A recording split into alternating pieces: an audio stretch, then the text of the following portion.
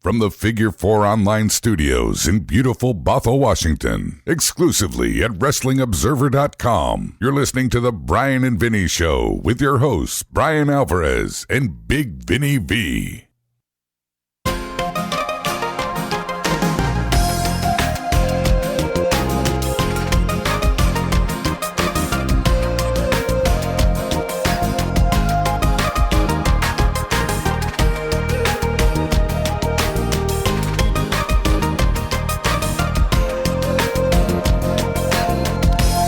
All right, it is the Bryan Vinny and Craig and Lance show here today. 4 people here on this program.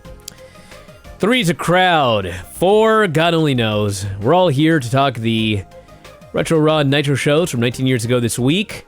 I'll be traveling on Friday, so we're not doing a Lance Storm Figure 4 Daily that day.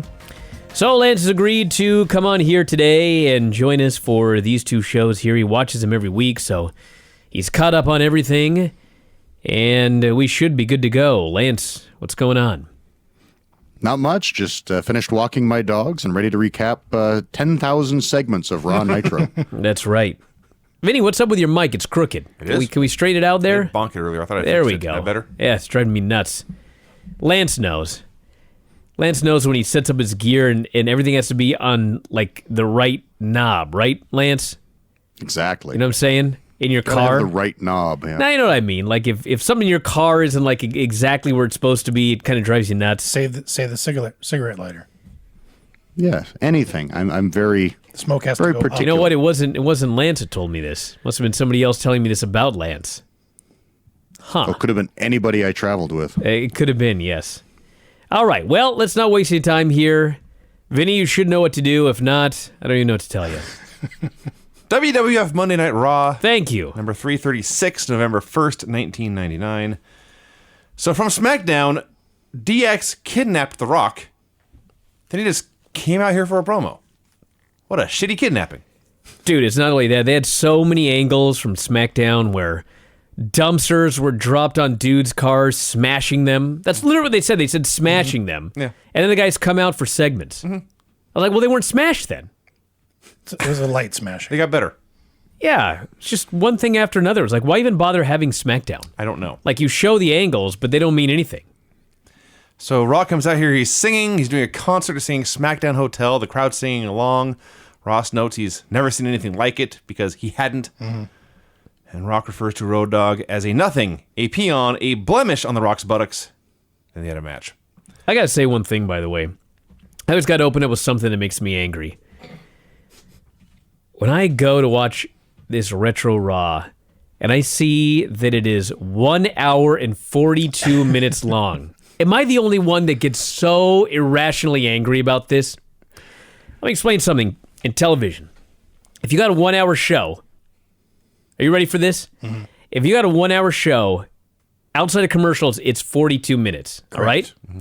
So a 2 hour Raw, if there were no overrun, would be 84 minutes long. With you. Am I right? Mm-hmm. Okay, it's less than 90 minutes. That's good math, right? Brian. This goddamn fucking show was 1 hour and 42 minutes long, which meant the overrun period went 18 minutes past the top of the hour. Did you take off these 7 minutes? I will say, to be fair, there was this, what do they call it? Extra attitude. Fuck the extra attitude.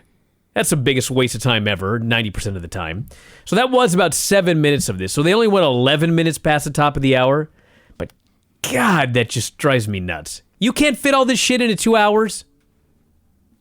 That's all I got to say about that. So the match is Rock versus Road Dogg, and I love the start of this was so awesome. Because Rock has just done this promo. He's insulted Road Dogg. Road Dogg comes out. He's got a mic, of course. He's all pissed off. They go to fight. And Road Dogg was charging in a fight. And then Rock gets the first punch in. And Road Dogg's switch gets flipped. Now he's cowering. He's backing away. He's desperate for help. What a great heel. That's not even the best part. Road Dogg gets a little bit of heat on Rock. He's kind of running wild a little bit. And then he goes for a pump handle. Yeah. He gets behind the Rock. Yes, he does. He begins violently humping his ass. At which point, Rock mule kicks him in the nuts and beats the shit out of him. As he should. Yep. I howled at that spot. What an idiot that Road Dogg turned He into. was a fantastic. You were winning against The Rock, and you decided you needed to hump him. And he kicked your ass. And he beat your ass for it. So DX runs out, jumps The Rock 4-on-1 because Rock can't pin Road Dogg. Hunter, by the way, wearing his belt for this beating. What a geek. He's got to keep his shorts up. So Vince comes out. He goes nose to nose with Hunter, orders them all to the back.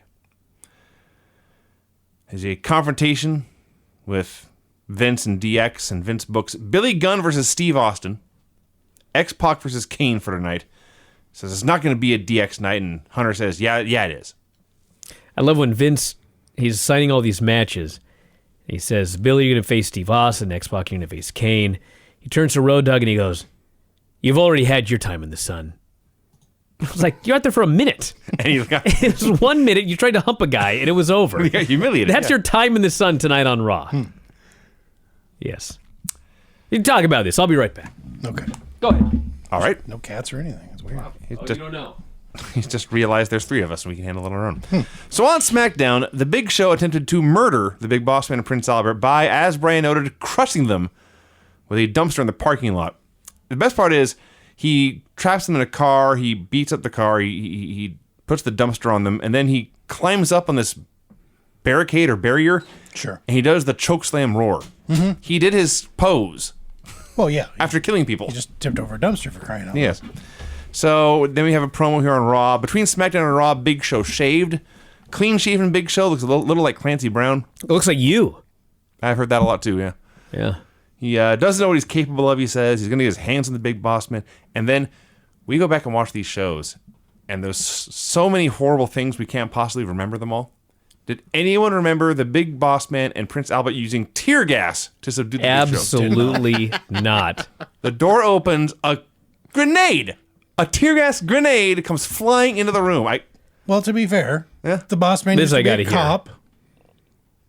So Cops he- used tear gas. So he's been hanging on to this Cobb County police officer's gear for 20 years now. I'm just saying. I might But the hold on important thing is they were such vicious heels. They held the door to let the cameraman and the interviewer out. They were concerned Yes. about collateral damage. Right. Yeah. This Well, is you not know, good- sometimes you hear a story about some kid found a grenade. It's been there since like Vietnam or something and it's still alive. He could very easily have a canister of tear gas lying around. My bigger issue was this. They used tear gas on the Big Show, okay? Doctors come in. They're fighting to keep the Big Show alive. Right. He's turning colors. The guy's near death, okay? I just thought, I mean, this is a criminal act. You know what I'm saying? They poisoned him. Sure. They do a lot of crazy shit on this show, but this one for sure. They tried to kill the Big Show with tear gas. He's near death right now. Something's got to be done. Nothing was done. They came out later. And then I kind of got mad at myself a little bit because I realized that the reason that they tried to kill the Big Show with tear gas was because he tried to kill them by dropping a dumpster onto their car. Yes. No consequences for that either. But correct me if I'm wrong, tear gas doesn't kill people. Isn't that what cops use on crowds to disperse them? Well, it's on a crowd. This was in a small room, Lance. It was concentrated tear gas going into one man's nostrils. Oh man, Vinny's going to take a look right tear here. gas kill people. Dude, anything can kill people. Water can kill people, Vinny. I will say. As with all non-lethal or less lethal weapons, there is some risk of permanent injury or death when tear gas is used. See? That's right. In a small room. I will say, Big Show selling the tear gas was pretty impressive. Yeah, he did a good job. Probably legit tear gas, one of these maniacs. Big Show's one of those guys who is a way better actor than people give him credit for being, I feel. Yes. Because when you make him, I hate to single out Nia Jax, but like she's never said anything in her life that I've believed. Okay, the one exception was when they had that performance center. Do you remember what that was called, Lance? That goofy show they had. What was it Breaking called? Ground. Breaking Ground. Thank you. She was on Breaking Ground. She was very real. I believe things she said there, but on Raw, never. Whether she's a heel or a babyface, I don't believe a word she said. Big Show is good enough that when he's a heel, you believe that he's a pretty despicable person. And when he's a babyface, you believe that like he's a super nice guy. That's a talent. He's very talented, yes. Yeah, he's a very talented, large fella. I believe. Well, he's had lots of practice going back and forth from one to the other. Well, you know, he has. That is true. That's believe- probably why. I believed him when he was Captain Insano. That's for sure. He's in a couple movies. Yeah. So yes, the Bossman and Albert used tear gas and put on gas masks, and beat the Big Show up. Edge and Christian and the Hardys versus Too Cool and the Hollies. Well, they're too much right now. They have the Too Cool music, but he's not Scotty Too Hotty yet. He's still Scott Too Hot Taylor. It was Too Hot or Too Cool? I can't remember. Anyway. It rhymes, Brian. Yeah. Too Hot, Too Cool Taylor? The team was Too Cool. Yes.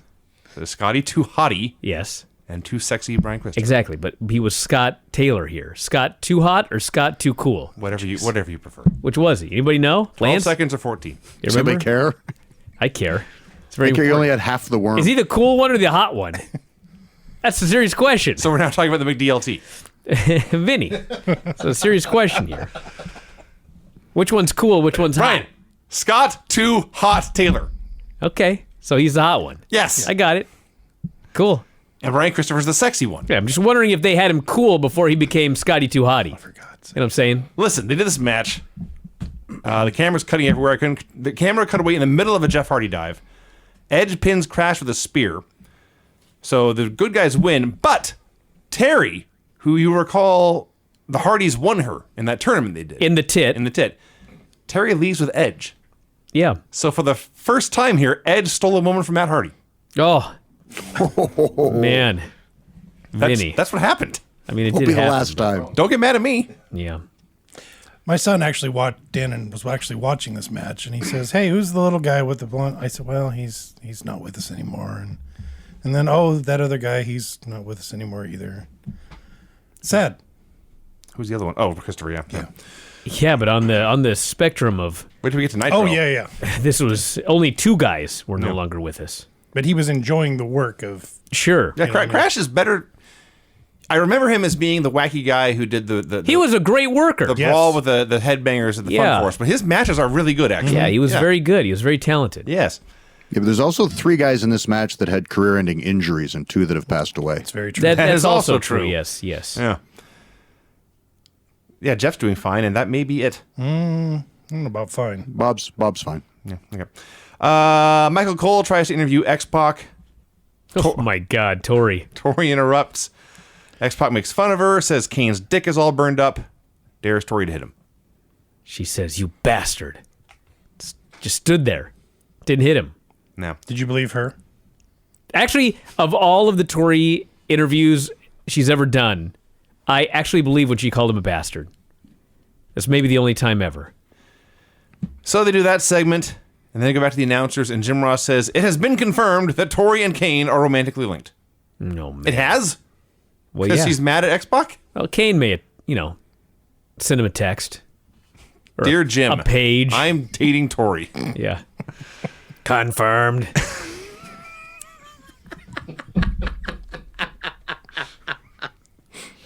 Why did we never get Kane and Tori dating vignettes? We should Go have. get pasta. Going to the movies, They do the Lady in the Tramp thing with spaghetti. getting popcorn, but he can't fit it through that little slot. You know that That's little right, slot yourself. he had? Slit. Yeah, slot, slit, whatever. Slot works too, yeah. All right. We should build a fire on the beach. No. I mean, technically it's a slit, but if he could put something through it, it becomes a slot. Oh, for God's sake. All right. Thank you. Let's see. Mick Foley is signing copies of his book as Al is going through them, noting all the jokes about himself. Oh, this is like me and you backstage. And fake laughing at them. Going back and listening to old Bryan Vinny shows. What a vignette that would be. Why would we do that? It just keeps coming, says Al. There's another one. Oh, look, you made fun of me again. Yeah. Bossman and Albert do a promo. So we didn't mention this, but when Big Show tried to kill them on SmackDown, they had been set up by Al Snow, who is now in cahoots with the Big Show, I guess. They challenge him to a hardcore title match. He wants a hardcore tag team match instead. Out comes Mankind. I will say this. This is like the first time that we've been watching these shows where Al Snow came off as likable. It was a decent little promo here. Well, he was likable here, and he was fairly likable that one week where he was explaining to Mick Foley what a treasure his book was, and how devastating it was that somebody had thrown it into the garbage can. Yeah, he stooged off the rock. So it's Al Snow and Mankind versus Bossman and Albert. This, by the way, was a segment where the big boss man and Albert actually cut a promo saying, "You crushed us with a dumpster on Thursday," as they're standing there. It's ridiculous. They got uncrushed. You crushed us with a dumpster. Fighters heal faster than regular men. That's true. That's true.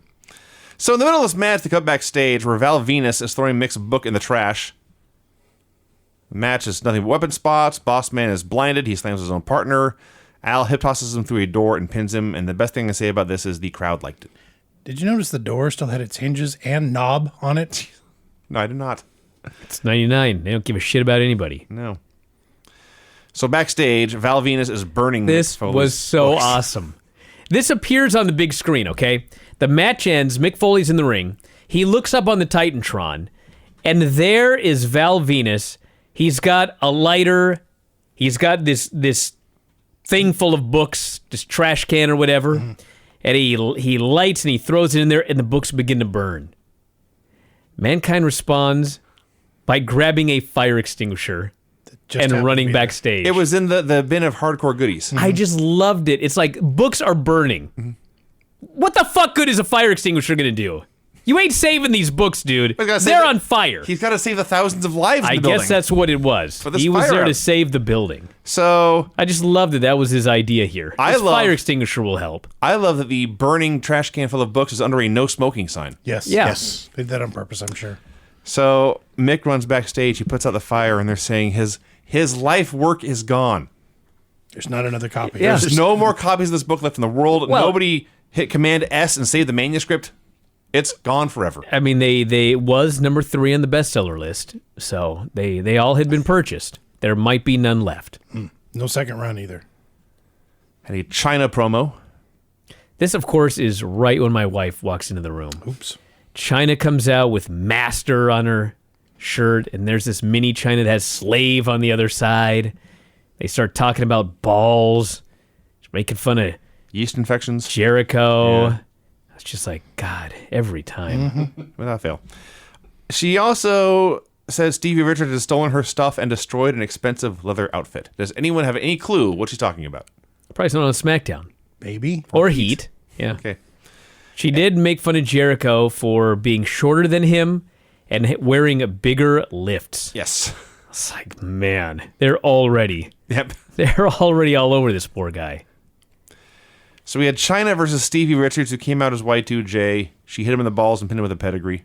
I think in 1999 that counts as a clean pin. Sure it does. Why wouldn't it? That's a ball Why shot. does no one remember that China never gets any offense unless she hits people in the balls? Like, I think people remember her as this woman that beat men up and held a title, and it's like no one sells for her unless she does a low blow for a finish. It's like that's all she gets. Yeah. Yeah.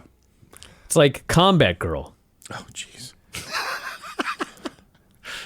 Don't you remember, familiar Vinny? with Combat Girl? Don't you There's a remember song. this? That stupid battle royal we Oh, I had? remember Combat Girl. Where Combat Girl just low Did you blowed see it evolve everybody like 6 50 times? times. Okay, She had yes. no other move.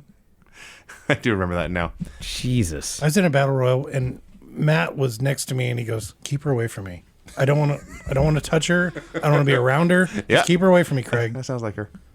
My lasting memory of Combat Girl is there's some sort of mixed tag or something with her against the Punk Rock Prod and Fender Gibson. Oh my God, the punk rock prod. And one of them goes to suplex her, and he can't get her up.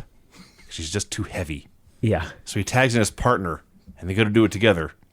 And they can't get her up because she's just too heavy. In one fell swoop, they made her look fat and made them look weak. Yeah. This is indie wrestling at its best. Oh yeah. Anyway, Jericho lays out China, puts her in the walls, poses with the belt to a mixed reaction. We had DX having a huddle backstage. We had Steve Austin sitting there. He was looking glum. Steve Austin walking the hallways. Then we had the most amazing SmackDown recap of Oh all my time. God. This made me want to go back and watch this show. I gotta say, as much as I don't want to watch Thunder, okay, there's gonna come a day where the Raw Nitro, it's over, all right? And I watch some of these segments that they recap like this one, and I remember some of the things from Thunder, and I'm like, why don't we go back and do Thunder and SmackDown for like the 3 years that they were head to head? You know what I'm saying? We'll see how it goes. We'll see how it goes. We'll cross that bridge when we come to it, as they say. So, on SmackDown, everything that I'm about to describe actually happened. I am not exaggerating or making it up. Steve Austin subdued the Road Dogg by catching his leg in a bear trap. That's gotta suck. A giant metal contraption with sharp, pointy teeth trapped his leg and had him pinned in agony on the ground. And by the way, this was not a bear that was trapped. It was the road dog. It was the road dog. You'd think that would break and eliminate a man's leg. Sever something? A trap built for bears caught the road dog, Yeah. and he was unhurt. Basically, well, he was very hurt here, but he wrestled in the opener on Raw. Go ahead. Then, Billy Gunn stepped in a snare, ended up hanging upside down by 1 foot in midair as Austin taunted him. Like the world's largest piñata. An ass pinata. Go ahead. Thank you, Craig. And then I think the most absurd of them all, DX is in their locker room, wondering what's going to happen next, when, out of nowhere, the fucking roof falls on X-Pac. I laughed so fucking hard. There's nothing happening. He doesn't like pull a cord. He doesn't step in a No. certain spot. The goddamn roof just falls on him. I was crying when I saw that one. Like, so we got to believe that Steve Austin decided, I got an idea. I'm going to gimmick the roof. Yes. So somehow he figures out how. I guess he gets like a big fucking saw or something, and he has to like saw a hole in the roof and then somehow put the roof back together and make sure that you put a little bit of shit on top of where it's going to fall through so stuff falls on the guy. Yes. And then you got to gimmick it so that at the right time, Yes.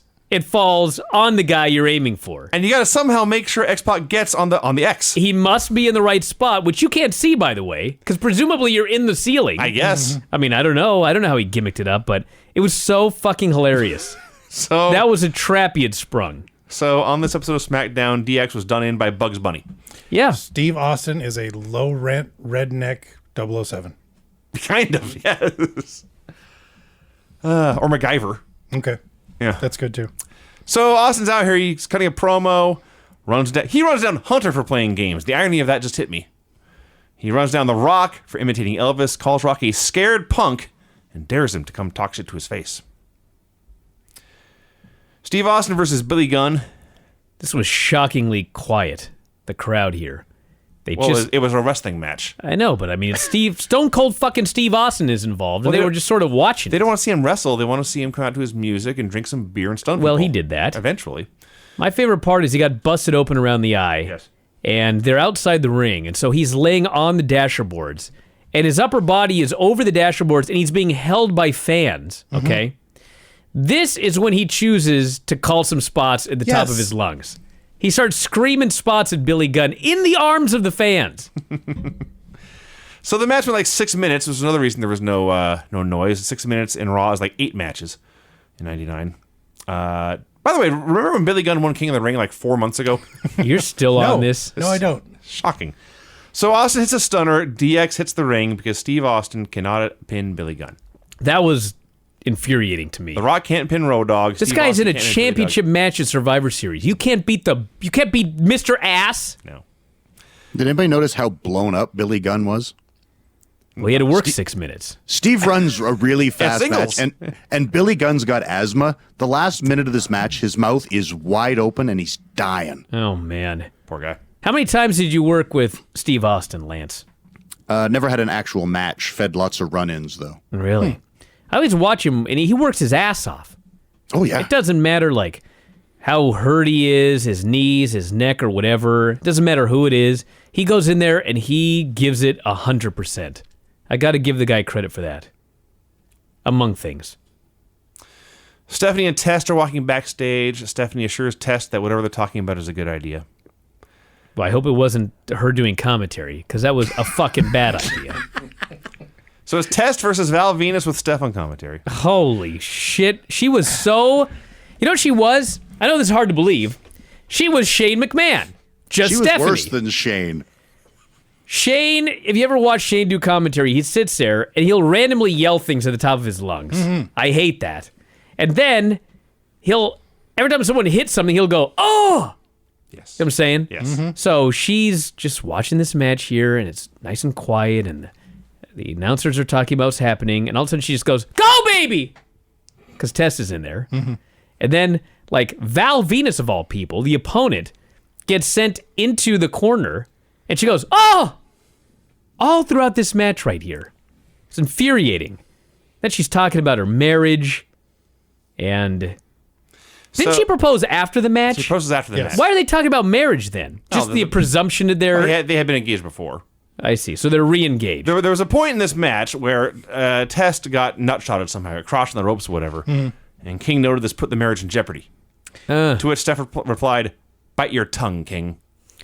She's supposed to be a good person. We're supposed to like her. Love when Lawler... Well, first I got sad because Jim Ross is talking about how happy he is to be married. That sucked. That was devastating. Yeah.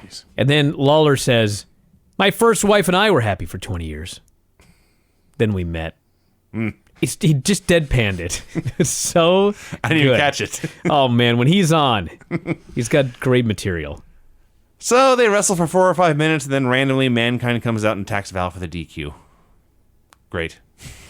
Another shitty Another finish. DQ. Steph says she has her memory back, asks Andrew to marry her. He says yes. I was so confused. I was like, didn't you already agree to get married? Now she comes out and says she's gonna break from tradition, she says. "Will you marry me?" He says, "Yes." Don't you remember? No, she I already doesn't. proposed. The McMahons are celebrating this engagement backstage when DX shows up to fuck with them, and they threaten Kane. I gotta say one other thing about Stephanie on commentary. So she comes out there, and she mentions that she's got her memory back. And Jerry Lawler says, You remember everything about Test?" She says, "Yes, King, everything." And I was like, this is so fucking creepy. But then I realized, dude, wait.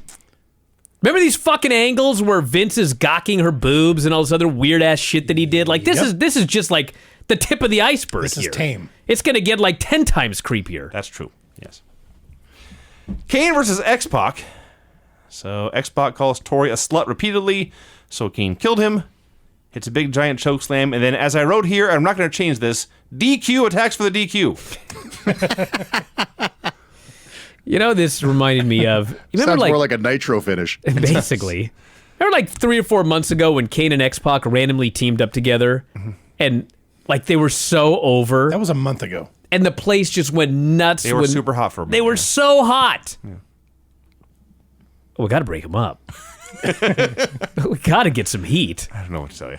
It's just... Yes, Rob. Are you beckoning? Oh, I was just going to say, as some things change, some things... fuck it, I forgot the saying. The more things Things change, change, Rob, the more they stay the same. God damn it. You know, Rob, that's the story of your life Hi, Lance. on this show. Oh, so perfect. I'm going home. You said Steph was bad on the mic. Oh, poor Rob. Poor Rob. Thank you, Lance. Zing. And the most important thing on this Raw by miles and miles and miles, we had a Kurt Angle video package. Oh, Smiling Kurt Angle. dude, I got to say, no matter how much I hate these fucking shows, and no matter what kind of mood I'm in at 8 o'clock on Tuesday every single fucking week, Kurt Angle's video package here made me so happy. Finally, something good is coming. Yes. Kurt's coming. Kurt fucking Angle. Thank God. We're going to have good matches, Great promos. comedy, Yeah. the whole 9 yards. Kurt still had hair here. Yeah.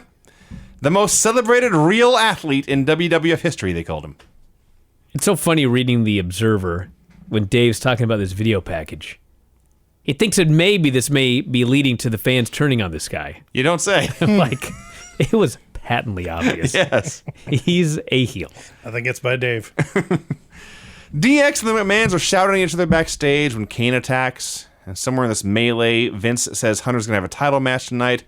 Hunter challenges Vince. Shane tackles Hunter. And somehow this led to Shane getting the title match. Well, Hunter shoved Vince, and Shane was so mad that he tackled Yes. Hunter. They got pulled apart, and Shane said, "I want you." And so they signed the match. The Dudleys versus the Headbangers. Can you imagine, Vinny, the Headbangers?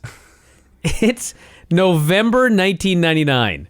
The Headbangers are here beating the Dudleys. Did you notice the guy in the crowd with the sign? It said, duh, duh, duh, dummy boys. And then the Headbangers came out wearing the shirts with the exact same saying on it. Did not notice What that. came first? This could not have been a coincidence. I don't know. I presume the shirts were made before the sign. So as much as I never wanted to see this match, I have to be fair. It was not horrible. There were a lot of boring chants. Oh my God, they booed so loudly. Let's see. Thrasher got a hot tag. Nobody cared. Is that what it's called? It was a cold tag, dude.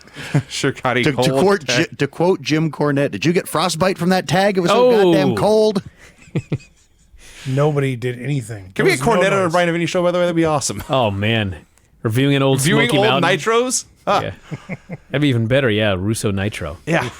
So, Thrasher pinned Bubba with a wonky DDT, and then the Mean Street Posse attacked the Headbangers in another match I have no desire to see whatsoever. No, that's going to be horrible. Steve Austin was drinking beer backstage. Shane McMahon versus Triple H. You know, for all those people that get bothered by these sorts of things today, Vince McMahon in this match did confirm that it is tradition Yes. for the champion to come out He second. did say that. Yep. And a lot of times in the last decade or so, the champion has come out first and people just get irrationally angry about it. And I'm like, it doesn't really matter that much. But it really means something to these people. And here was Vince confirming that is the way, Yes. in his company, it was supposed to be. Do you know why they Champion came out changed it? second. What was that, Lance? Do you know why they changed it? Why is that? They want the biggest star out first to hold viewers. Oh. But this If, is, Shane, well, yeah, if, this Shane, is Raw. if Shane came out, people might turn to Nitro. That's actually valid. Let me put it that way. So Vince is the special guest ring announcer. He says he's breaking with tradition and bringing the champion out first. Jerry Lawler is outraged. So the real reason Hunter came out first here was so that he could be in the ring as Vince then announced that Steve Austin was color commentator, Kane was special enforcer, and The Rock was timekeeper. So every guy gets his own entrance. It all takes several minutes. Hunter and DX are just having a fit. And Vince is still at ringside, and they point out last time Vince was at ringside was Montreal, and in fact, Earl Hebner is the ref. Uh-oh. It's trouble. So one by one, the DX guys interfere. And Can we talk about Shane running down that damn ramp again? All right. Is it that hard to run? Apparently. It's so bad. He runs like he's on fire. He runs like he's trying to take off. Like his He has arms are worse- out to the side, they're flapping. He has worse Jimmy legs than Matt Hardy. I didn't say that, everybody. All right. So, X-Pac interferes. Kane destroys him, and they brawl away. Road Dogg interferes. Rock destroys him. They brawl away. Billy interferes. Austin takes him. They leave. So, somewhere in here, Hunter kicked out of a pedigree. And later he Well, hits... by the way, everyone thought we have a new WWF champion right now. Yes. They were so into that near fall.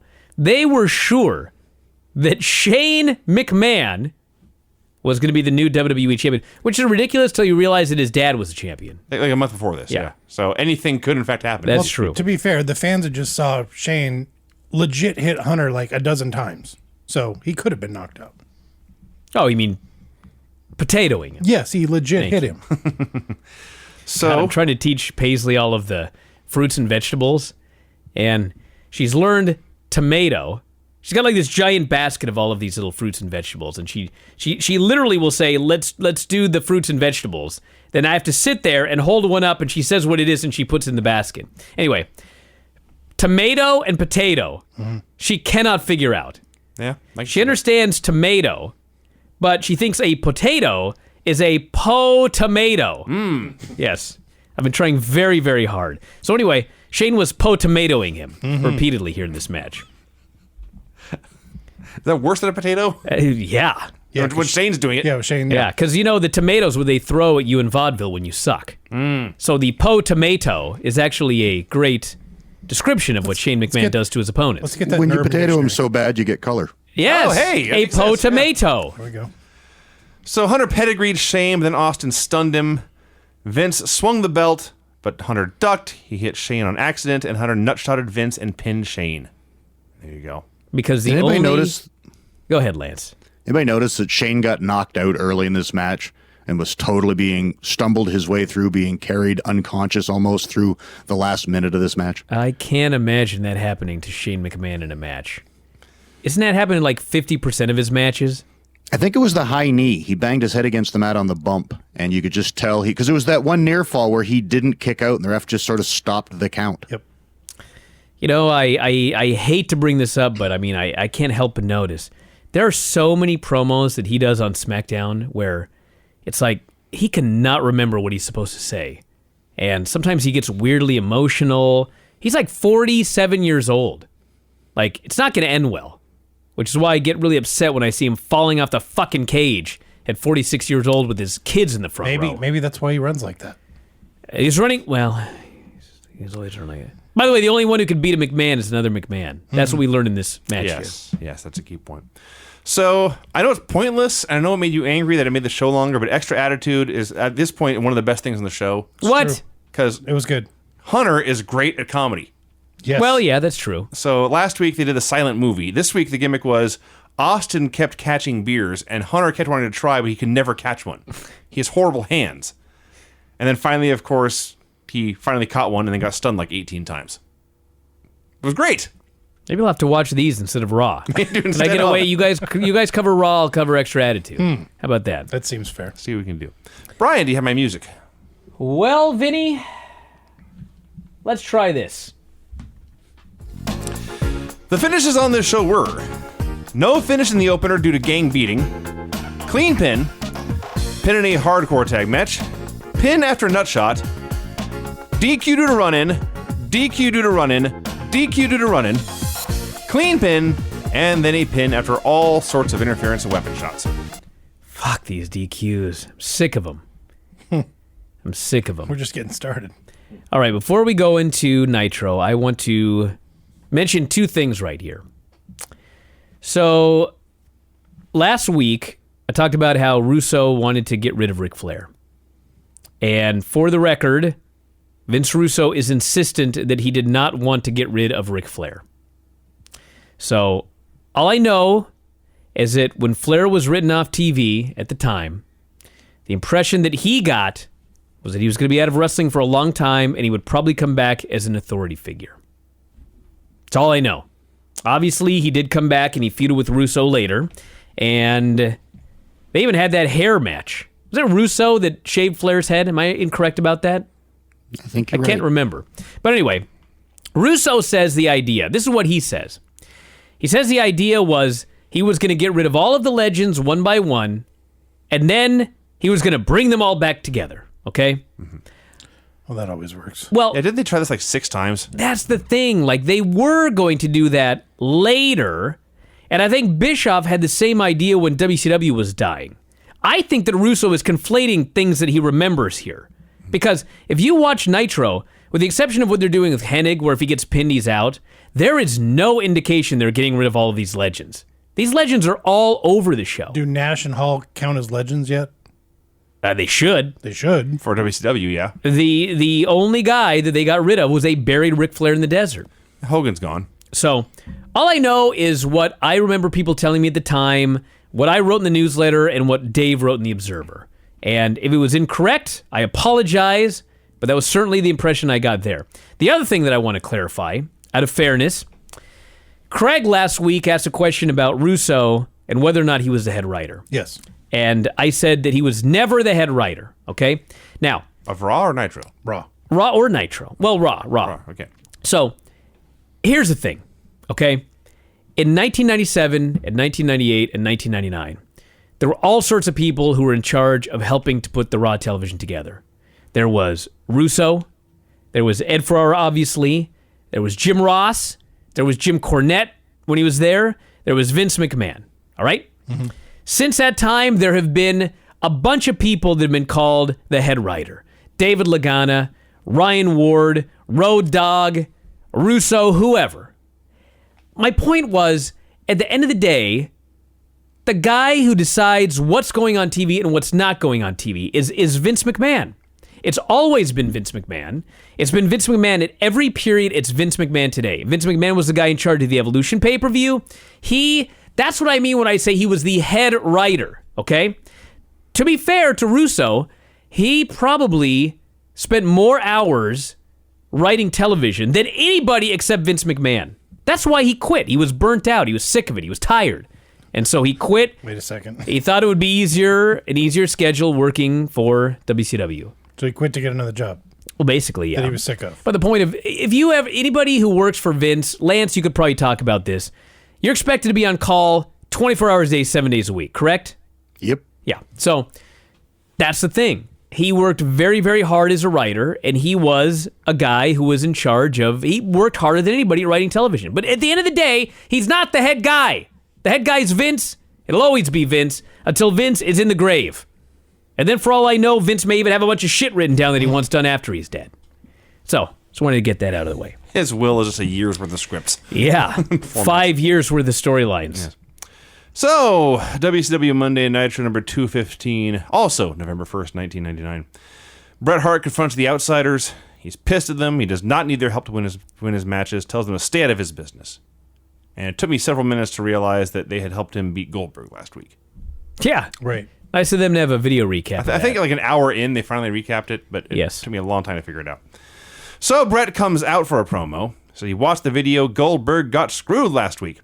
Says this belt belongs to Goldberg. He tosses it down. Sid interrupts.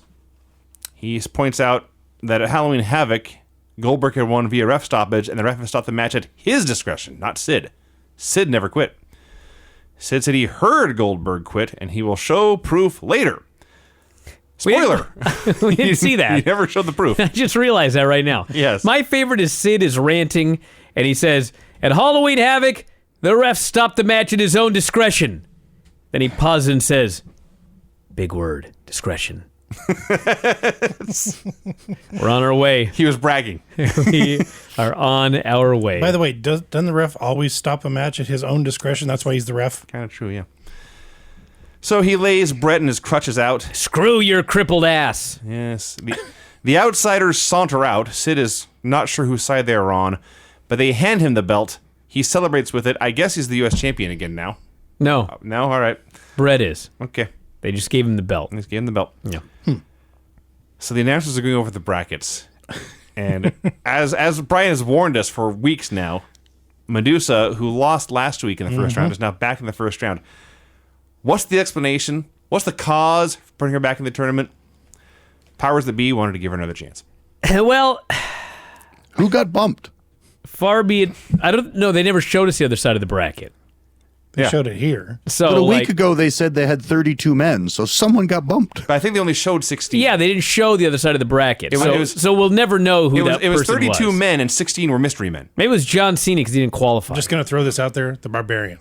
Oh, come on. Because she beat Ming last week. Okay, so Or Ming beat her last week. far be it from me to defend Russo, but I'm going to explain this Evan Courageous thing, okay?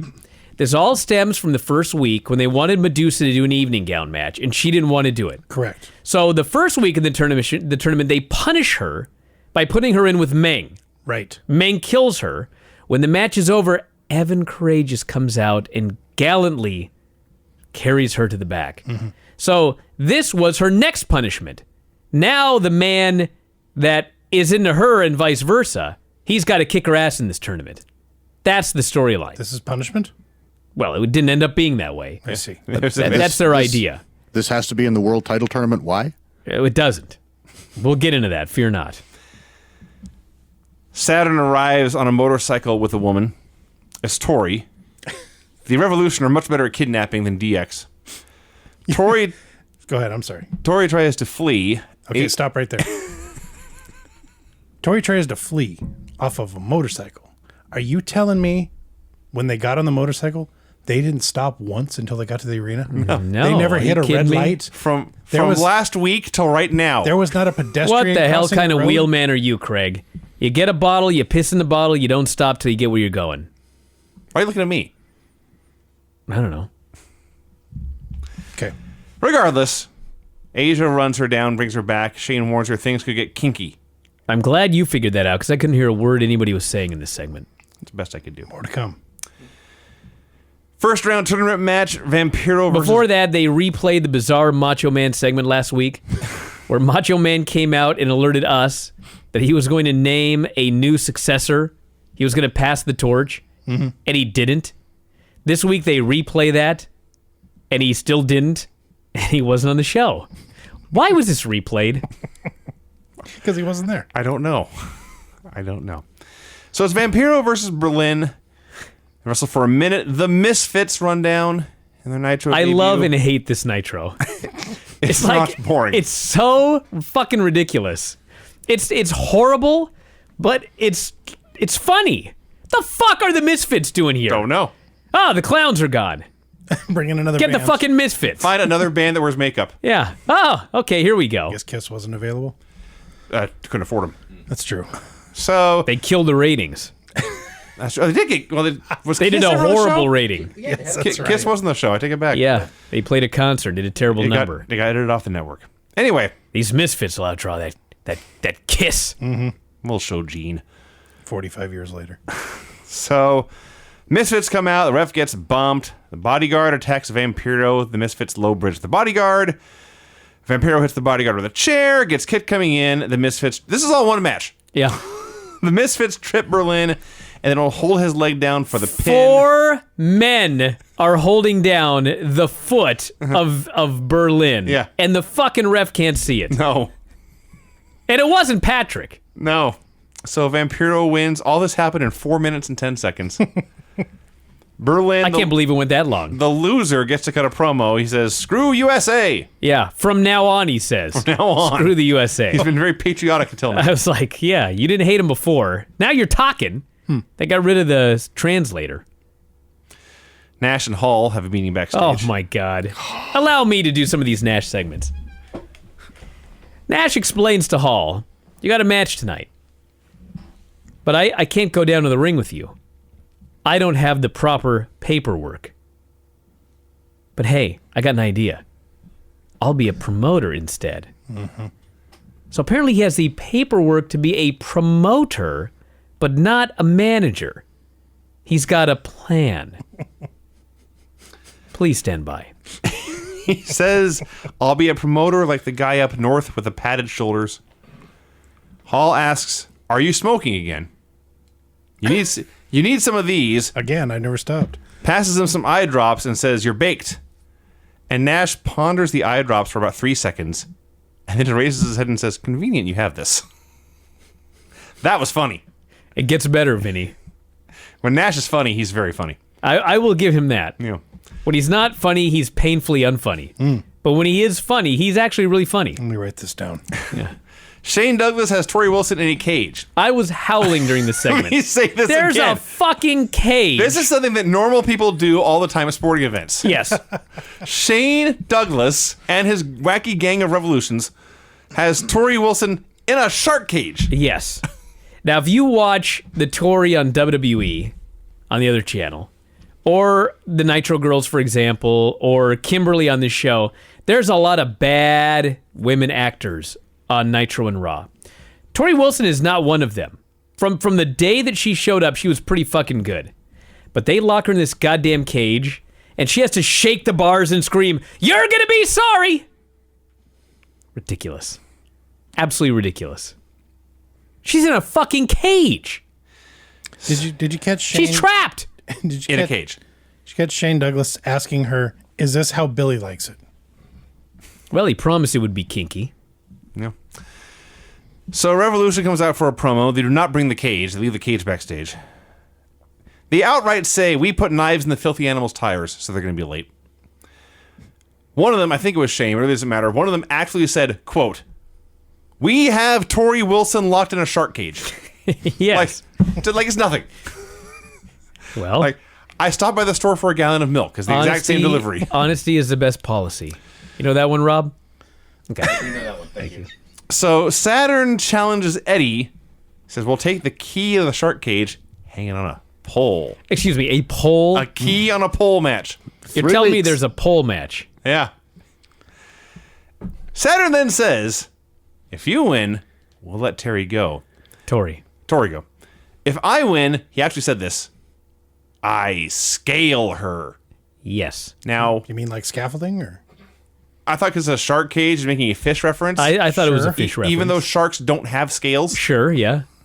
All right. Like, did no one clear this with him before? I mean, he's not a marine biologist. That's I for sure. scale her, he says.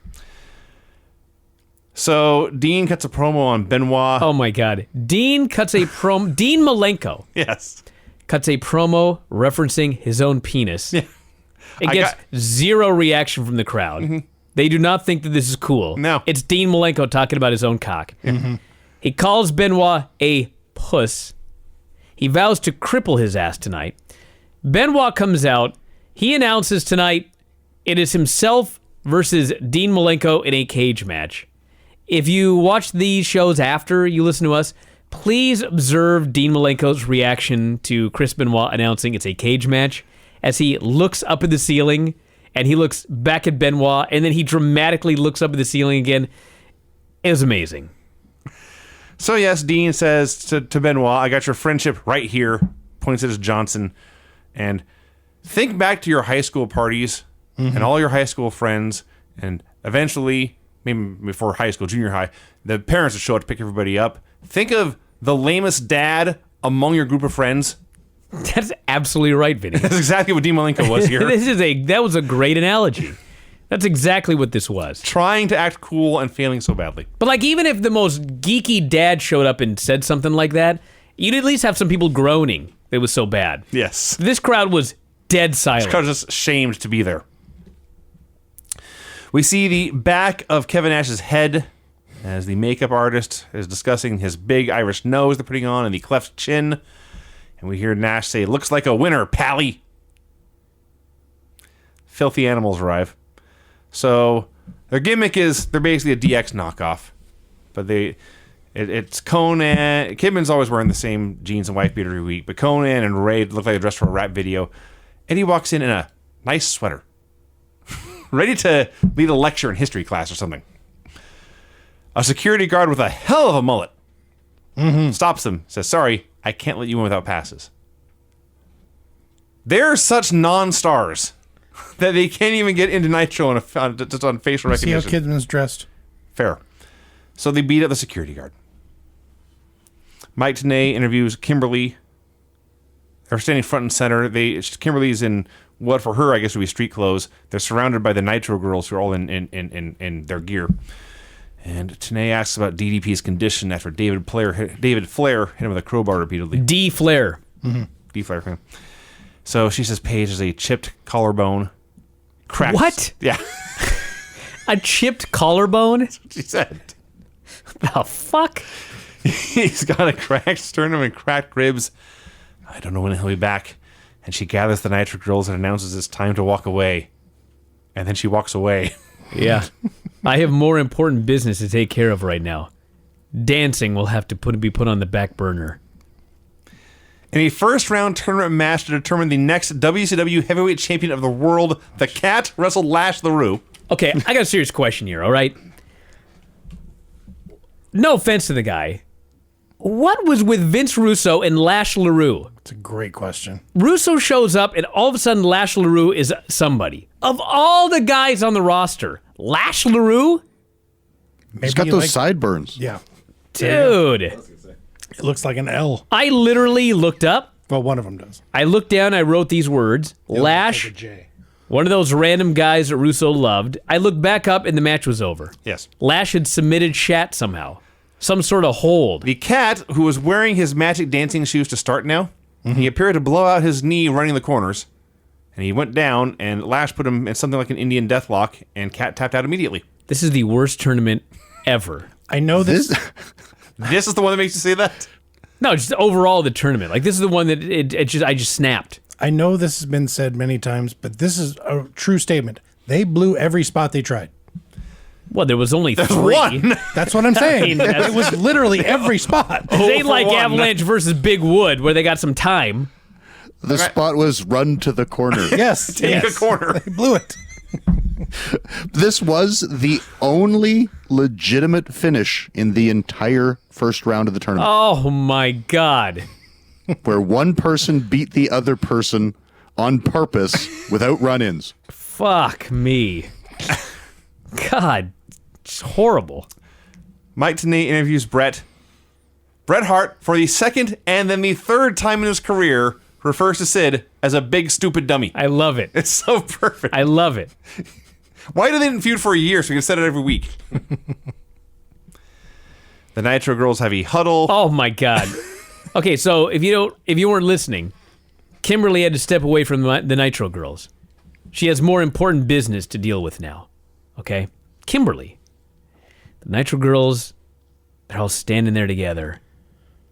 And they say, we can do this. Apparently there was concern that without Kimberly, they could not dance. I'm mocking this. It's so dumb. I should hope so. And then moments later, they all start arguing about who is in charge of the Nitro Girls. Okay. They lasted 30 seconds without Kim's supervision. Yes.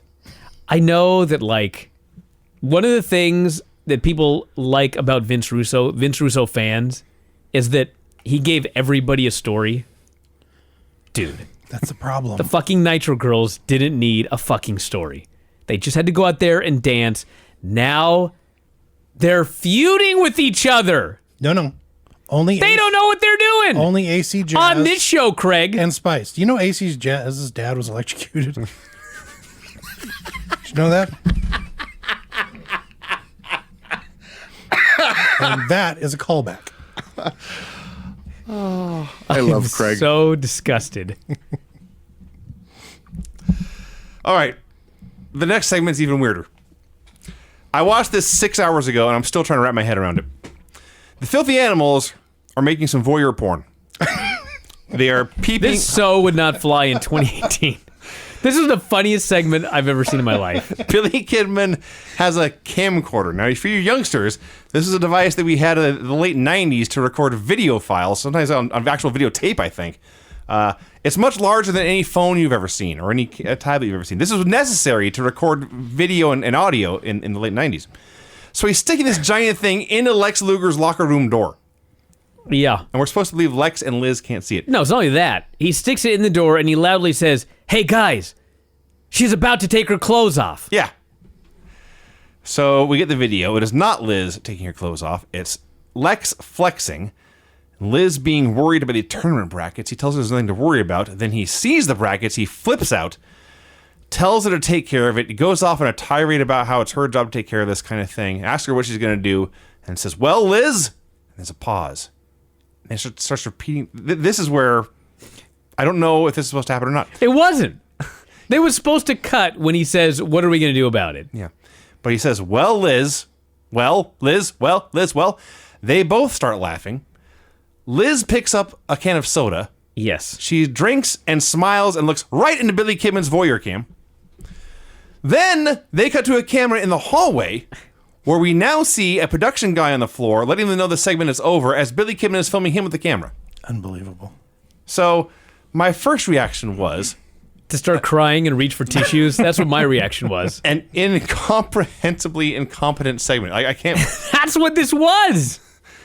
Vinny, let me tell you something. The nugget in my brain that says Vince Russo always wants us to question what's going on. No. Later in the show, there is a segment with Luger and Sting where Luger tries to convince Sting to fight for the tag titles. You remember this? I do. Okay. If you watch the segment, it is absolutely silent for a moment, and then the audio starts, okay? Mm-hmm. Because live, you hear a guy go, "Action!" Sure. So the WWE Network, they turned the volume down when he yelled "action," okay? Apparently, either they thought this was fucking the most hilarious thing they'd ever seen, or they didn't even realize what was happening when they watched it, because they left all of this in. Luger is cracking up Liz. She starts laughing, and then they go to the fucking guy, and the announcers see all of this. Yes. And they have to just say, "Huh." The funny thing is, they had to ramble on whatever for a long time. Yes. So if anything, this may have ended early. Maybe Yeah. this will see more shots of the guy in the hallway. So yeah, welcome to Nitro 1999, everybody. And by the way, on top of all of that, the audio and video were not synced up. No. Well, for the most part, I could at least attribute that to maybe Kim had a shitty camera. Because we were looking at his camera as he was recording. And Brian's not buying this. No. Well, Vinny. at the end of the show, they did have the thing where the disclaimer came up. This has been saved from the best we could. There were legit technical problems Yes. later in the show. Yeah, but live. Yeah. Yeah. Hey, Scott Steiner highlight video. And then God. Larry Zbyszko goes to interview Scott in what can only assume is the Steiner household. Does anybody remember when Larry Zbyszko was on Figure 4 Daily many years ago? Oh, yeah. And all of the crazy crackpot theories he had about everything? I do. All he has to do is ask Scott Steiner a couple of questions. Like, About his injuries. tell me about your back injury.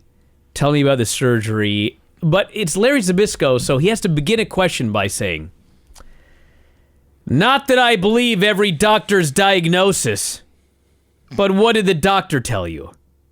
I was like, fuck, dude. Just ask the fucking questions. Scott's all humble. I like that this is in Scott's house and they had at least 3 cameras just to do this stupid little back and forth sit-down interview. He's much smaller, looks all pilled up. Said he had to avoid surgery, wanted to avoid surgery, but the pain kept coming back. Finally had to undergo it. 3 ruptured discs. Gosh. Yeah, he's can do nothing for 21 days, he says. Try to walk. Lay on my back a lot. And then he will go into extensive rehab. And 8 to 10 weeks later, doctor will hopefully give him good news. He prays he can come back. But to be honest, he says, I don't feel very good right now. And that was it. He's crossing his fingers. This was so real. Yeah. And It was Scott Rick Steiner. keep in mind, he comes back. Yeah. And it ain't that long. No. Because he's killing Tank Abbott here in a while. I am assuming that this was, and we'll see how it goes, and maybe I've forgotten this, but I am assuming they're trying to mimic the Bagwell thing, where he got sympathy for all the injuries he had, and then comes back and just snaps and kills people in It's evil the person exact again. same storyline. That's my point. Wow. I don't know. I could be wrong. I know he turns out he's wrestling again, and he's mean. That part I remember. Yeah. The Nitro Girls are doing their dance. In the middle of the dance, AC, Jazz, and Spice begin to brawl, and then to the back! Oh my God, the to the backs on this show. There's one Unbelievable. Later. We'll get to it. But Oh, yeah. The to the back Hall of Fame has a new entrant. Tenay interviews Buff. Buff promises the powers won't knock him to the bottom of the Titanic. He says, Buff 2, Riders 0, or something. I don't know what he's talking about. We see the back of Kevin Nash's head in a wig. He says, burn the bridge. I'm blowing it up. Ha ha ha. See you out there, pally.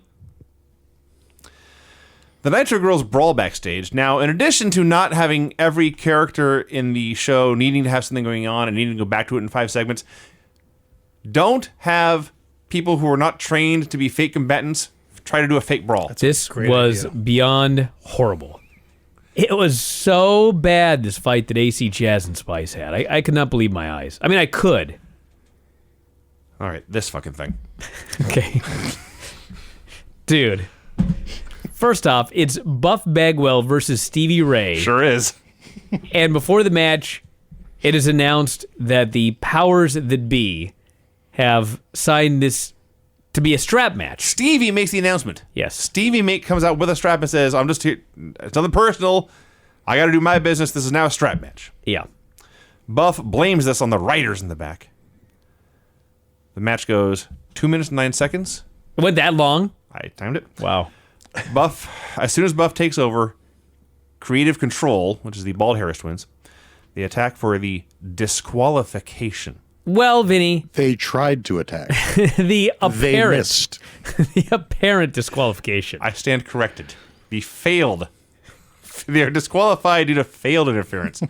Buff runs away to avoid a disqualification in a strap match. I don't even know how that happened. Yeah, how do you get It's like, unstrapped? he's strapped to the guy. What happened? I So, don't know. At this point, I wrote -1 star. Then What? Being generous. the ring announcer is saying, due to interference, and they cut to the back in the middle of the announcement. Yes. And then I wrote -2 stars. That They pissed me off so bad. they went to the back and did not tell us who won No. a match in a world title tournament. I'm sitting. This is not just some shit match on Nitro. Oh, Well, The Yes, it world is. title. I mean, it is. The world title's on the fucking line. You can't allow them to make the announcement before you go to the back. Are you kidding me? there were probably people at home filling in their brackets. Oh, I'm sure, yeah. And had nothing to write there. I'm sitting this afternoon in my house. It's me alone. I was watching Nitro on my computer. It's very quiet. And when they go to the back in the middle of this announcement, I shout, "What?" My cats jump up. They have been peacefully sleeping. This show's so bad, it makes me make a spectacle when I'm alone. And what was so important? What was so critical that we had to go to the back? in the Actually, middle this of the makes announcement? storyline sense. It was Jeff Jarrett. At the end, it does. Jarrett denies attacking Liz last week or the week before or whatever. He demands an apology from Lex Luger for this accusation. That's it.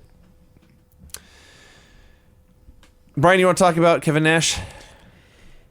Well, this wasn't the best one, but he comes out as Vince McMahon costume. He comes out as undead Vince McMahon. Nobody knows. The fake skin's peeling off. I think because of his beard, it couldn't all stay on. Nobody had any idea. You know what he looked like? He looked like a cross between Sid and Diesel. That's fair. A little bit. Yeah, That's what he looked like. Looked like Fred Gwynn of the Munsters. Kinda, yeah. Remember when he's Herman. at the end of Monster Brawl when he comes out all in the zombie makeup? Yes. That's what he looked like. The fans chant asshole. He says, don't No. call me that. You're that. No, they didn't. He made it up. Oh, really? Yeah, they weren't chanting that. Oh, that's cool. He reacted to chants that were not there and tried to start them with minimal success. So it's hilariously awful. He calls out Hall. Hall cuts a promo. I'm ready for the match. And then they just went away. What? Some of Kevin Nash's lines as Vince were, I can push him as a babyface until the fans regurgitate him. Well, accurate. He then introduces his biggest star, the toughest SOB in wrestling, the trouser snake, Scott Hall. Yep. This one was more of a miss. Somewhere in here, Not gonna lie. his wig fell off. Hall. Yeah, he didn't have the common decency to tuck his ponytail into the back of his sports jacket. Yeah. So he literally looked like he was wearing a Davy Crockett hat. Yes. Hall says he cannot afford to burn another bridge up north. He says he's on strike 3 here. Basically, if he gets drunk again, they're going to fire him. But he says, shoot with me, he says. Who picks out your clothes? Do you shop at Jacques Penney? That made me laugh. Like I say, when they're funny, they're actually funny. And then they had a crotch chop for the boys in New York. Lex Luger and Elizabeth met with Meng. So awesome. I love Ming. I love Lex, actually. This Lex Luger character he's so douchey and so pretentious and so full of himself and so completely not so disrespectable, unrespectable. They stooge off Jarrett, who hadn't actually done anything. They say, Jarrett insulted you. He shattered the Island Boy myth. He's so offensive, they say. He's even passing out bananas. And they pass a banana to Meng, and Meng is so outraged he eats the entire banana, peel and all. Just swallows it whole. I have a better Ming interview for you. Today, Scott Hudson, I thank you, gentlemen. Coming up a week from tomorrow night, Halloween Havoc, spectacular card. I say a showcase event. Indeed, it is that. You can be part of it. Call your local cable company right now regarding availability. Ming, come on in, the big man from Tonga. Come on. A week from tomorrow night, you and Wrath. Now, here's a man that perhaps is equal to you. The fact that he is 6'7", 6'8", and weighs well over 300 pounds should be a great contest. Talaga, ref. Tonga ko to abel falong umaigien. Kuig day hatanga tay to ang gimauto. Wait a minute. We are in America, please. You can speak English. You've been here long enough. We all know that. Ne, watashi de ure ba anata kai. Now you're speaking Japanese. As friends, let's talk English. Voulez-vous? Now that's French. Bonjour. Haria wala waliawan na na balagadua. Please. Wrath is a big man. He's right now sizing you up because it's his biggest match to date here in World Championship Wrestling, Ming. Hey, but you're mania ya lo bro cha. Wait a minute. Am I going to get any English out of you here tonight or Haria not? wala walia man na balagala la dia. You understand, adios? Adios. Thank you very much, Ming. Wrath, 1 week from tomorrow. He's the best. He's the best. How did Gene keep a straight face to that? Because he's a Hall of Famer. That's how. Professional. Mike today interviews Kurt Hennig. Hennig vows that not only is he going to avoid a pin and avoid retirement, he's going to win this tournament and win that title. First round tournament match, Kurt Hennig versus Disco Inferno. Finally, this was awesome. Larry the Axe Hennig's in the front row. Everybody knows the Axe. Hennig beats the shit out of Disco Inferno. He chops the shit out of him. He clubbers him all over the place. The Axe holds Disco. Hennig chops him. And then fans are chanting for Larry, so Hennig holds Disco and Larry punches him out. Fans boo like crazy when the Disco Inferno takes over. And then Tony Mamaluke comes out. Disco just stops wrestling. When you say stops wrestling, Disco has Kurt behind him, is grabbing his head. He's about to hit his chart buster. He's about to win. His finish and win in advance in this tournament. The world title's on the where line. the winner gets the World Heavyweight Championship. Yep. But Tony Mamaluke is here. He just walks out of the ring. Mm-hmm. The fans booed like crazy. Kurt Hennig wins via countout. Mm-hmm. He does not yet have to retire. I loved the match until the shitty finish. It's actually shocking because they were in Minnesota. If they were looking for a time to do it, this would be it. If they want heat. Eddie promises to run rings around Saturn and bring Tori home. Get it? Yeah. I didn't actually until right now. When I read it. Then I was, rings, yeah. Norman Nothing Smiley. gets by you. No. I pay maybe 25% attention to these shows. Norman Smiley has baseball catcher's gear on. Kevin Nash, after his promo, still has the makeup on and is still imitating Vince. I'm getting into character. Get it? Ha ha ha. All right. Barbarian versus Meng versus Norman Smiley. First thought, this would have been so much better without Norman and the weapons. And just let Barbarian. What in the fuck was this match? Meng versus Barbarian versus Norman Smiley? Yeah. And then, I get the joke. Norman is a coward who's scared of everything, and he's out there in a catcher's outfit. Mm-hmm. Okay? Haha. Can this be 1 minute? No. No. This fucking match goes on and on and on. The classic, let's make sure it's funny, then we'll keep going until it's not funny. Then we'll keep going longer until you're sick of it, and then we'll keep going even further. Just goes on fucking forever. And finally, Norman gets stretchered out, gets halfway up the ramp. I guess he notices that somehow Meng and Barbarian were down. I don't even know what happened. He could see the big screen. I could see that, but we couldn't tell what was on the big screen, and there was nothing to see that was in the ring. What the hell happened? Meng and Suddenly- Barbarian, all of a sudden Barbarian's on his back and Meng's giving him head. Excuse me? Well, Am I wrong? Meng's face was buried in Barbarian's I'm crotch. guessing they bonked heads, Meng hit the ropes, and then fell down onto the crotch of Barbarian. So the gimmick is they both have unbreakable heads, and the finish is they bonked heads and knocked each other out. Yeah. That's the best guess. Norman sees this. He runs back. He pins Barbarian. Meng just lies there with his face in the ball bearing's crotch. To the back! Oh, fuck. To the back for Jarrett. He's going out to get his apology. Jarrett or Hacksaw? Oh, it was Jarrett first. He's going to get his apology. Then they go to Duggan. Okay, got it. There were times here where my notes were all cattywampus. So now Hacksaw Duggan in a suit, pleads for an opportunity. Creative Control laughs at him. Russo buries him, but promises to think about giving him an opportunity. Duggan was so good here. He goes, I've been wrestling for 20 years. I have more fan support than a lot of the young kids out there doing drop kicks. Last year I got cancer. By the grace of God, they took out my kidney. I know I have the heart, the fan support, and the desire to really do something here for this company.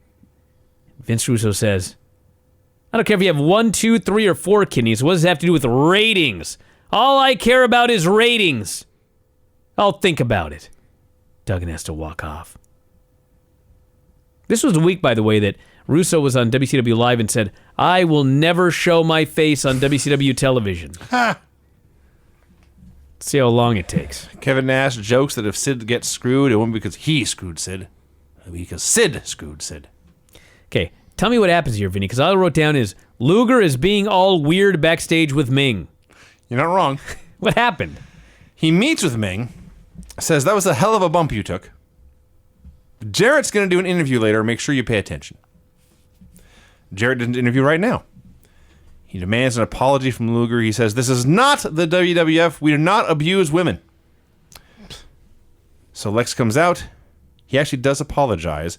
Jarrett notes, again, I do not get physical with women anymore. Well, it's funny because Luger just comes out and says, you know what? You're right. I don't know who hit Liz with a guitar. And it could be anybody. Mm-hmm. So, I'm sorry. Yeah, that's what he said. That's almost a quote. So, unlike wrestling. Yeah, well, there was a plot here. There was a plot. And Jarrett fell into Lex Luger's trap, if you can imagine such a thing. Lex says, I can't. I don't know who hit Liz, but I heard a rumor. It could have been Meng. This makes Jarrett angry for reasons I don't know. That giant ape? That giant ape. It took him a day and a half to take down 50-year-old Medusa, he says. And they cut back to Lex, who, in character, is trying not to laugh. Because he knows Jarrett has just taken the bait. And you got to picture the Nitro ramp, right? It's not like the current Raw where when they come on a stage, they come up from like around the corner. There's the guy on stage, and behind him is just darkness. And from out of the shadows, from out of the void, comes a charging, spitting, snarling, angry Meng, running as fast as he can. He blows by Lex.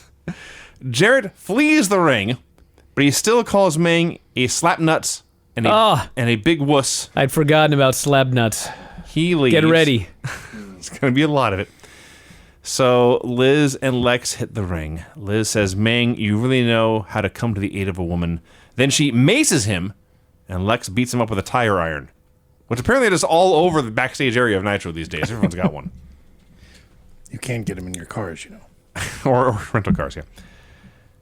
The Animals are getting ready for their match backstage. Kidman says he really misses Tori, if you know what I mean. He's 1% cooler than Dean.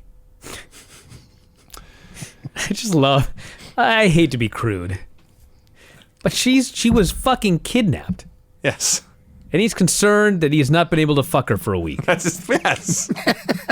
That's literally what he said in this promo. Yeah.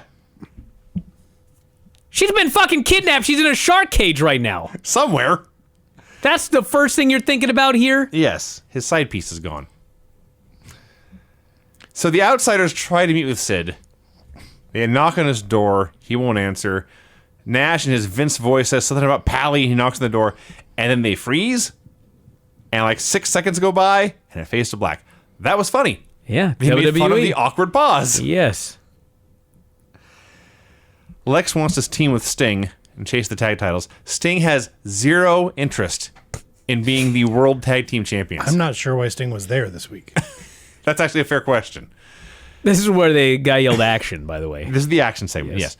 So eventually, Lex badgers Sting until Sting, to get Lex off his back, says, whatever, Lex. He gets up and he walks out. So now it's fine. Fine, Sting says.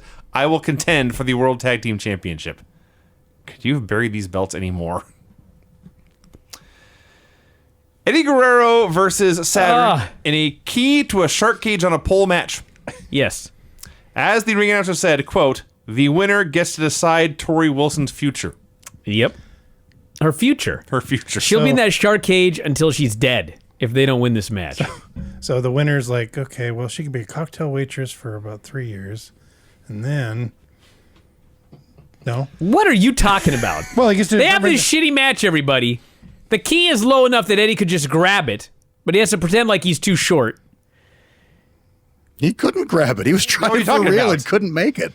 No, he reaches up, and it's like, if he reached 1 inch further, he would have got that stupid key. Come on. Took him 10 attempts to shitty the pole. He had to jump the for it pole at the gimmick finish. was... Here's the thing. The storyline was when he tried to climb the pole, he couldn't because the heels had greased the pole. Okay? The problem is, why would you fucking grease the pole if you were the heel? You can't fucking climb either. I don't know. Doesn't even make any sense. Finally just jumped off, got the key, and they won. I like that was a payoff to this feud, by the way. So the Animals and the Revolution are all out there. At one point, Eddie goes up top. Shane goes and knocks him off. The Animals are right there. They don't do a goddamn thing. Later, Saturn he's on the top rope. Instead of grabbing the key, he just climbs back down. I have no idea what's happening. Eddie pushes Saturn into the cage. Tori, from inside the cage, reaches through with some kind of strap and starts choking Saturn. Where was that? Somewhere in her costume. Okay. I don't know, purse. I don't know. Sure. So Shane Douglas, who earlier had been right where Saturn is and climbed up and knocked Eddie off the top rope, now he's trapped on the other side of the cage and can't get around. And he's grabbing the cage. What are you doing? Let him go! And then Eddie goes up and he can't reach the thing and he slides down the pole a few times and he jumps and grabs it. All right, we got to keep moving here, dude. We're an hour and 20 minutes into this fucking show. Tori hits the ring and hugs all her men. Okay, so Hall and Nash are backstage with Sid. And Sid is sitting down and he's fuming. And Hall and Nash are on the couch and they're trying to explain something to Sid. You gotta trust me. And I wrote down exactly what Sid said. I still don't understand it, but I'm trying to recreate it, okay? So he's fuming. He's just red. He's starting to shake with rage. Hall and Nash are trying to tell him to just trust them. And suddenly, Sid stands up at the top of his lungs, screams, The last time I trusted you 2 years ago, my career has been in the shitter. Then he sits down, and Hall and Nash are trying so hard not to laugh, and they go, just calm down, big guy. Okay, what happened, Brian? It's the whole segment. Okay, what happened was Sid actually believed this was Vince McMahon. Yes. Now he gets it. He didn't get it until now. So he jumped up to rage at Vince, and Kevin Nash, to protect himself, pulls back the wig a little bit to reveal it's not Vince. I'm Kevin Nash. He has to go into the Hall of Awesome. I will not stand for him not going in after this show. Remember when I said Brian doesn't get jokes? Vinny, There we go. I was laughing so hard at Sid's outrage that I wasn't even paying attention to anything else here. I see. Unlike the next segment, where... Anyway. Tanay Come on, Vinny. He's got to go in. Let's just make it official. Sid's in the Hall of Awesome. Sid is in the Hall of Awesome. I thought he was already. No, you backed off last week. All right, Sid's in the Hall of Awesome. Fuck, he deserves it. We should rename it the Sid. I can't take it away from Matt Cleary. No, you can't. Yes. Today interviews the total package, says he will face either Meng or Sting in the tournament next week. This is why he hit Meng with a crowbar earlier. All package wants to talk about is the tag titles. How dare you try to stir dissension, he says. Well, I'm focused on the World Tag Team Championships that Sting and I are going to win. So it's the Filthy Animals versus Sting in the total package. Tony realizes Lex has some kind of plot. He's not up to no good, and he says, I smell a rat. And Bobby Heenan says, are you calling Elizabeth a rat? I laughed, and I laughed, and I laughed, and I laughed. Bobby Heenan, not giving a fuck, is the best. So, this match is awesome. Did I mention earlier how great this version of Lex is? Lex's gimmick is he comes out with the dramatic music, he stands in the ring, Liz peels off his clothing, and he starts to flex. But he didn't get to do this because the Filthy Animals jump Sting and are double team him in the corner. So Sting fights them off and he turns around, and Lex is miffed at Sting. That is awesome. So they do a pose down with Kidman. That was funny. Lex very quickly blows out his knee in a leapfrog, just like the cat did earlier. Tags out. So now we got Sting, who suddenly is a babyface. I'm pretty sure Sting is a babyface again. There are very few babyfaces in the show. It's like Goldberg, Benoit, and as of right now, Sting. That may be the end of the list. So Sting runs wild. Everyone's going crazy. And then 2 minutes later, the Animals just attack for the DQ. And they beat Sting. Lex sells his knee. Eventually they leave, and Sting's on to Lex because he's a babyface. He's smart again. So he shoves him down. Okay. So we're backstage again. And Hall and Sid are talking. And they're discussing their plan for the evening because they have to wrestle each other. And Kevin Nash is still got his Vince costume on, but he's sitting on the couch and he's just kind of leaning way back, and he's barely paying attention. That's how I do the show. And Hall says, all right, Sid, just touch me. I'll go down. Cover me. 1, 2, 3. Just like we did with the broads last week. I've got nothing more to prove in this business. And Sid listens to his plan and he says, Nash, what are you thinking? And Nash is leaning back on the couch. He's barely paying attention. All of a sudden he just goes, I was actually sitting here thinking of doing these little skits all day and basically burning every bridge I had in this business. And I guess I'm stuck here having no negotiating power. But you're on the team, right? I cried with laughter at that line. I cried with laughter.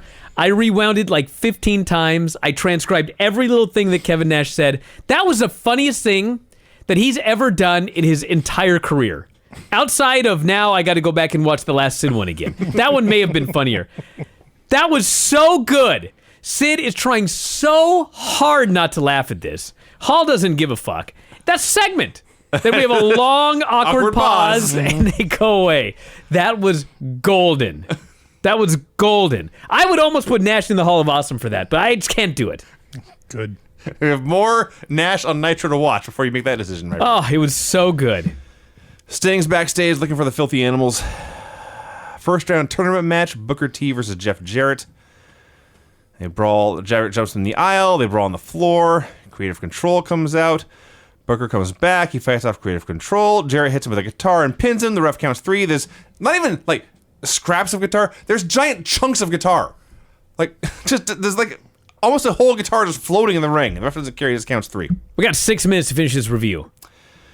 Goldberg interview from the Ready to Rumble set. Which they called Slam. He promises the Outsiders and Sid made a mistake letting him live. He'll get him out of the business for good. The Nitro Girls are brawling again. Yes. When Kevin Nash shows up, says, let's save this for pay-per-view. Ha, ha, ha. Mike Tenay interviews Evan Courageous about Medusa. She's just hot, he says. he was so hilariously awkward. Just pretty, happy young fella. I'm so excited to be in this tournament. I've never wrestled a woman before. No disrespect, but she's hot. I hope we can still be friends afterwards. And he gets a big smile. Yeah! He actually did. Tenay interviews Medusa, who says, you're back in the tournament, but once again, your opponent is a member of the opposite sex. No shit! It's a men's championship. Right. You're going to fight a lot of men. Medusa says the powers that be are getting a kick out of seeing her wrestle boys, but they should never underestimate her.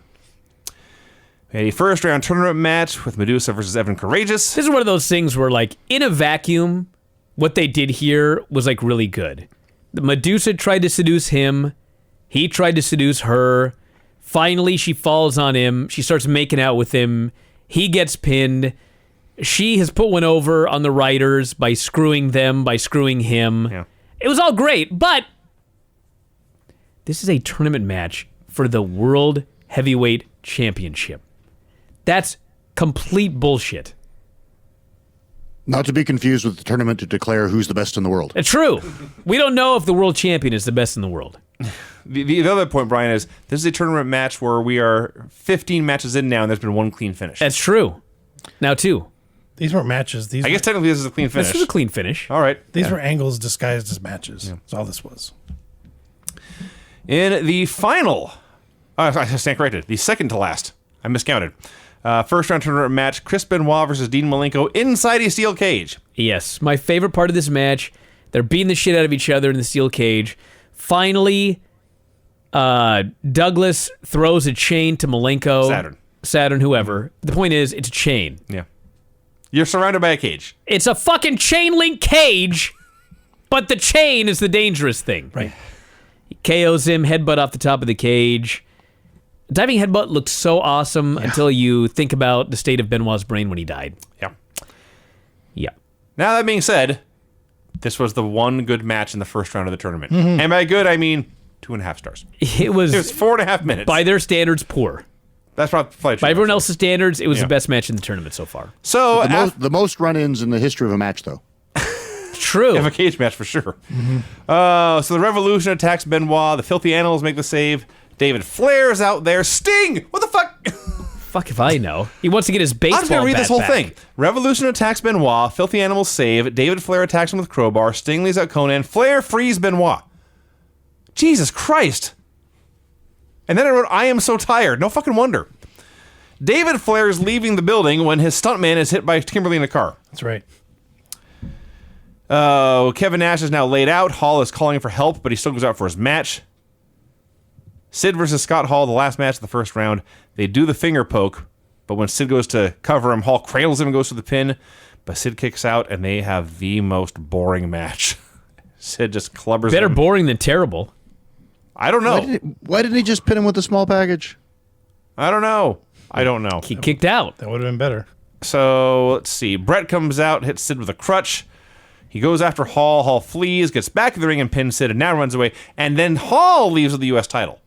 Yeah, he stole the belt that Sid had stolen that Brett owns. So officially, Brett is the champion. Yes. Brett considers Goldberg the champion. Yes. Sid considered himself the champion. I guess now Hall considers himself. I can't. Fuck it. Just quit. Hear my music. Don't mind if I do. A little better than me. The finishes on this terrible show, this wonderfully terrible show, were pin after all sorts of interference, clean submission, DQ due to run-in in a strap match, count out when a guy just leaves in a world title tournament match, pin in a three-way after a fake injury, key pulled off of pole, DQ due to run-in, pin after interference and guitar shot, pin via kiss, pin after crutch shot. At the end of the day, if your goal is to make money in wrestling and sell pay-per-views and try to get people to go to house shows, this is the fucking dumbest show of all time. If you just want to be entertained in a hilariously wonderful, awful way, as Vinny said, this show was a winner. Pretty much all I can say about it. I was never bored. I was never bored. The Sid match at the end, I was bored. It's the stupidest tournament of all time. Yes. I mean, we're only in the first round. Yes, 16 matches, 10 matches with run-ins, 6 matches with foreign objects in the finish. Oh, yikes. Hideous. And still much more to go. All right, we're out of here, everybody. Lance, I want to thank you for doing the show today. And usually you wait so you can listen to the show, but now you've already heard it, so I apologize for that. Maybe it's better the second time. Maybe there'll be stuff you didn't hear that first time around. But thanks for doing it, and we're out of here. We'll be back tomorrow. Observer Live, Wrestling Observer Radio. Don't forget to check out video.f4wonline.com if you want video versions of all of the Bryan and Vinny shows. And that is it. We'll talk to you again after a while. Good night. Adios.